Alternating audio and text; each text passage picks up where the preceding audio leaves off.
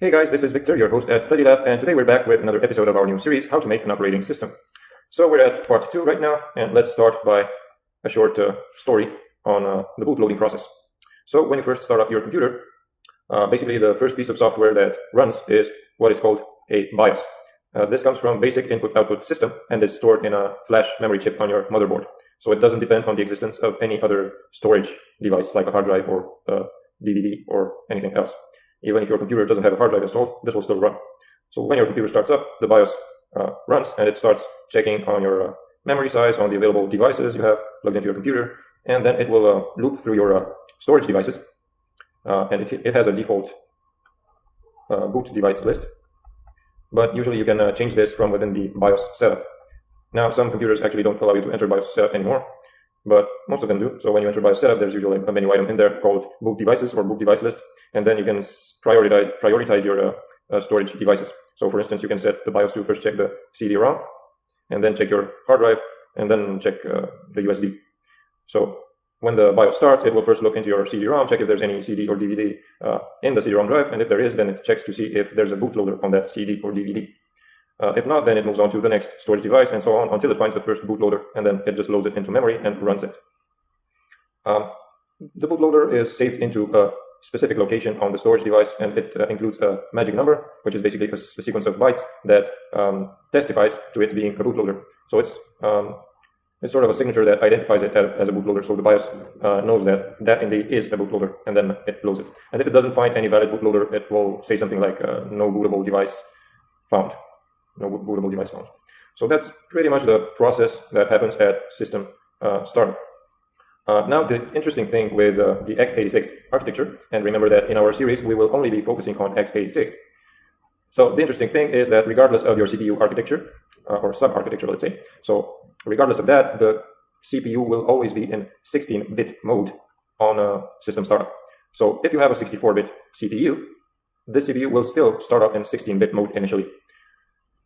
So that's one thing to consider for when we're going to get into our bootloader lessons. Now, the bootloader can send instructions to the CPU so that the CPU switches to 32-bit mode if it's capable, or to 64-bit mode if it's capable of that. So the bootloader first runs in 16-bit mode, but then it is able to tell the CPU to make the switch to either 32-bit or 64-bit mode. Now, 16-bit mode is also called real mode. 32-bit mode is called protected mode. And the reason it's called protected mode is because it allows for some special protection mechanisms, mostly memory protection mechanisms, that allow an operating system to better isolate its processes and make sure that they don't interfere with each other. Real mode doesn't have any such protection mechanisms. 32-bit mode has, so it's called protected mode. 64-bit mode is also called long mode.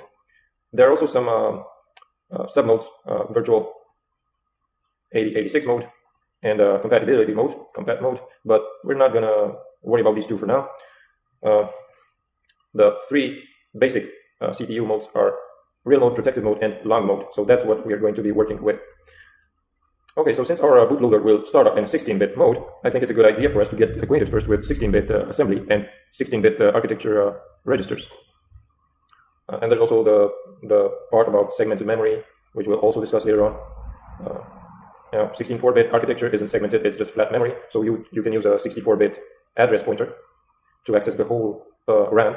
So any location on the RAM can be pointed at through a 16-bit address in 64-bit mode. But in real mode, first of all, you can't access more than 4 gigabytes of RAM, I think it was, and you can only do so by using segments. So an address is in 16-bit mode is composed of two parts, a segment and an offset, or effective address. But we're not discussing that today. For today, let's just remember the three main CPU modes are real mode, protected mode, and long mode. And now let's take a look at 16-bit registers. Okay, let's switch to data display debugger here. And what I did here is I wrote a simple assembly program in order to demonstrate how registers and memory variables work. But I think we'll leave this for now and first discuss registers a bit. Okay, so let's start with a couple of special registers. One of them is called IP, or instruction pointer.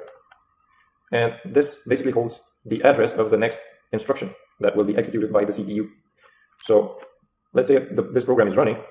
immediately after this instruction gets executed, the IP register will automatically update itself to the address of the next instruction. And then the CPU will simply jump to that location. So let's first try to demonstrate that. Now, in here, I cannot access the 16-bit version of the IP register because I'm actually in 64-bit mode. So what I'll do is I will access the 64-bit variant of that register, which is RIP. It's basically the same thing, it's just 64 bits instead of 16 bits. So for demonstration purposes, that's just fine. Okay, the program has no registers now because I'm not running it, so let's run. I've already set up breakpoints on each line here. So I run it, and now it's at the first instruction here. Let's inspect the IP register, and you can see that this is the address, the memory address of the next instruction, which is this one, the first instruction. Now, if we execute this instruction, hit next here, and inspect our register again, you can see that the address has updated itself to start plus another 4 bytes. So the IP register now points to this instruction, or this plus another 4 bytes, because this whole instruction is basically 4 machine code bytes, and so on and so forth. So if I go to the next instruction and inspect the IP again, it again updates itself to the address of the third instruction. And finally, I go to the next instruction, and it's again updated. So that's the IP, or instruction pointer. And this is a special register. It cannot be modified directly, so you can't write anything to it. You can indirectly modify it through a jump instruction. And what a jump instruction is basically a go-to. So it jumps to whatever address you give it. So you can jump to another line of code. When you execute a jump instruction, the IP register basically updates itself to that address that you specify as an operand, as an operator to the jump instruction. Okay, so that's the IP pointer. I don't think we're ever going to use this, to be honest, but it's good to know about it. Then there's the flags register. So in 16-bit mode, this is a series of 16 bits here, and the CPU uses this to set or unset specific bits when immediately after instructions get executed. So for instance, when you add two numbers using the add instruction, and a carry is involved in this operation, then the CPU will set the carry flag in the flags register, CF. It will set it to 1. So in this series of bits here of the flags register, there's one bit called the carry flag, and that is sometimes set by the CPU after specific instructions. So through various conditional instructions, you can use these bits of the flags register in order to, for instance, to conditionally jump to a specific location. So it's useful in if-else-like statements in assembly. Now, I'm not really able to show this to you here. We can have a look at the registers, and these are the 64-bit ones, and this is the flags register here, but it gives us the value in X. Okay. So these are two special registers, IP and flags. Now let's take a look at the general purpose registers, GPR. These are AX, BX, CX, DX, SP, BP, SI, and DI. So there are 8 general purpose registers. AX comes from accumulator. It's the accumulator register, and it has that name because traditionally it was mostly used for add operations, so for additions. But you can use it for anything you'd like, actually. BX is called the base register, and it was named that because it was used as a sort of like an offset to access specific memory locations. CX is the counter register because it was used as a counter in loops, and DX is a data register, which was used for accessing data. SP is the stack pointer, BP is the base pointer. Both of these are used for maintaining the stack. This is a sort of an intermediate concept, so we're not going to get into the explanation for this right now. We'll be dedicating a whole episode to these two. SI and DI are the source index and the destination index, respectively, and these were used mostly for copying a string of bytes from one location to another. So we do use these as sort of an index to access individual bytes in a string, or individual characters in a string. These these 6 registers here can be used for whatever purpose you want. They don't have to be used for the specific purpose that they were designed for. But these two should only be used for maintaining the stack. Otherwise, very weird things might happen if you mess with the stack. Okay. What else? So these 4 registers, AX, BX, CX, and DX, have a couple of sub-registers each. So you can actually access individual bytes inside these registers. Remember, we are in 16-bit mode, so each register has 16 bits, or 2 bytes. Okay, so there's 2 bytes in AX, for instance. Now, to access the first byte in AX, you would use the AH register, and H is for high. To access the second byte, you would use AL. L is for low. And the reason why they're called L and low and high, it has something to do with the little-endian concept that we discussed last time. So remember that in a little-endian architecture, the least significant byte, so let's take this sequence of 2 bytes here, 0xFF03, this is 1 byte, and this is the second byte. So the least significant byte, which is this one, will be saved lower in memory, so in a lower memory location, than the most significant byte, which is FF. So in memory, this will be saved as 0x03, let's say at memory location 0, and then at memory location 1, you would have 0xFF, okay? That's little-endian. So this is called AL because it refers to the low byte, okay? And this is called AH because it refers to the high byte. So likewise, you have DH and DL, CH and CL, DH and DL. These 4 registers here do not have 1 byte subregisters. They do actually have them in 64-bit mode, but we're not going to talk about 64-bit mode yet. So that's pretty much it for general purpose registers in 16-bit mode. What else? Well, we have some segment registers. And segment registers are used to access memory in a segmented memory model. We have CS, DS, ES, SS, FS, and GS. CS comes from the code segment. So this is used to access memory locations in your code segment. We're going to get into that in a bit. DS is called the data segment, used to access memory in your data segment. ES is called the next segment. SS, a stack segment. FS is just the F segment because they ran out of words. And GS is the G segment. So these are really just a couple of other extra segments. Okay, so as I was saying, in a 16-bit mode, you use segments in order to access memory.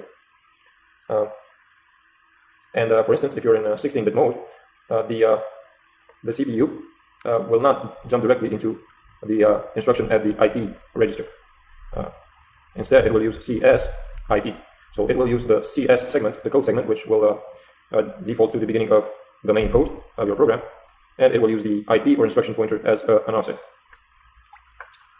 We'll be talking more about these segment registers here in our video lesson on a segmented memory model. For today, let's take a look at the general purpose registers. And as I was saying, I have this little program here which will help us in our demonstration. So let's first quickly explain how this works. This lesson is dedicated to registers, so I'm not going to do a thorough explanation about what every instruction here, how each and every instruction works here. We'll be doing that later on, but I'm just going to do a quick explanation so you understand what's happening here. So this is an assembler directive. It's not assembly code, it's just a directive that tells our assembler that what follows is code, okay? This is another directive that tells the assembler what our entry point is. So we give a label to our entry point here, _start, and then we have our actual code, and we tell the assembler that start is our entry point. So that should be pretty straightforward. Then here we have another section data. This tells the assembler that what follows is data, so basically variables, and this is a label that basically gives the variable a name, or the variable, I should better say the memory location. This is just a memory location, and we label it, and DW means defined word. The word, remember, is 2 bytes, so we have 2 bytes here set to 0. Okay, and this is the actual assembly code that we have in this program, just 4 instructions. And the first instruction moves this value, which is 2 bytes, FC54 in hex, into the AX register. Then we move the contents of the AX register into our test variable here. So we replace these 0 bytes with the contents of the AX register, which should be FC54. And finally, we move the contents of the test variable, which now should be this, into the DX register. And this is just an instruction here to loop forever, so it basically just jumps to itself. Okay, so our program is running. We already skipped some breakpoints here. We're at the final instruction. We had a look at the IP register, the instruction pointer, and it now points to our last instruction here, which is this jump. Let's enable another sub window here.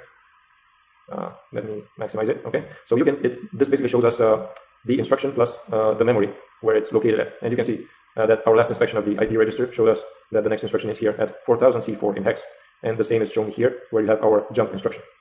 Okay. Now let's hide this and just 1 second. Okay, let's clear things up here and let's try to inspect some of our registers. So let's info register AX. Also, don't worry about the data display debugger here and all the commands I'm typing. I'm going to be doing a separate tutorial on how to work with this program and with the EDB debugger, but for now just focus on the theory, okay, just on the registers. So right now I'm just taking a look at the AX register, and it says it has this value here, which it should after this instruction executes. So we successfully moved this value into AX in the CPU. Now let's inspect our test variable, and for that I first need to check out the address of my test variable. It's this, and now I'm going to inspect it. 0x6000C8. And as you can see, the value of our test variable is also FC54 because we moved the contents of the AX register into it.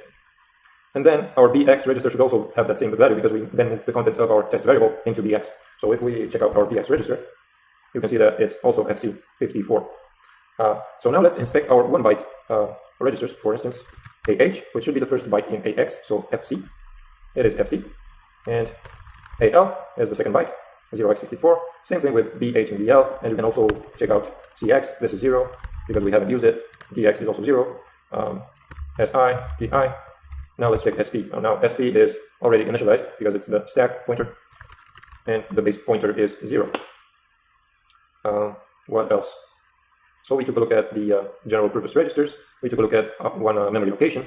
Now finally, let's demonstrate the fact that I'm on a little-endian architecture here. So if I inspect the test variable again, you can see that it's set to FC54.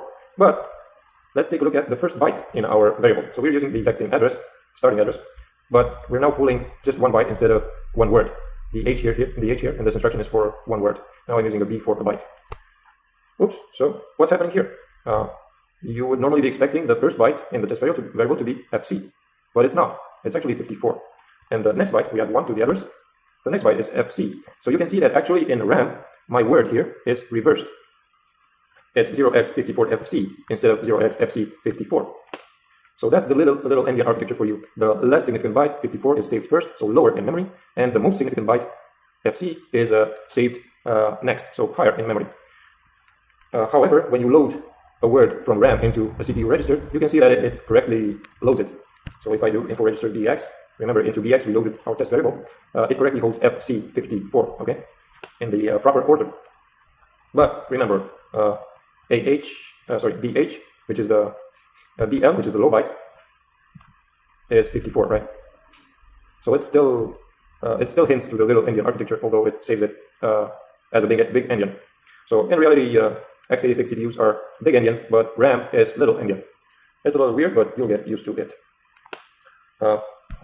Okay guys, so I think that's pretty much it for today. Hopefully it's not too much information. I hope you enjoyed it and found it useful.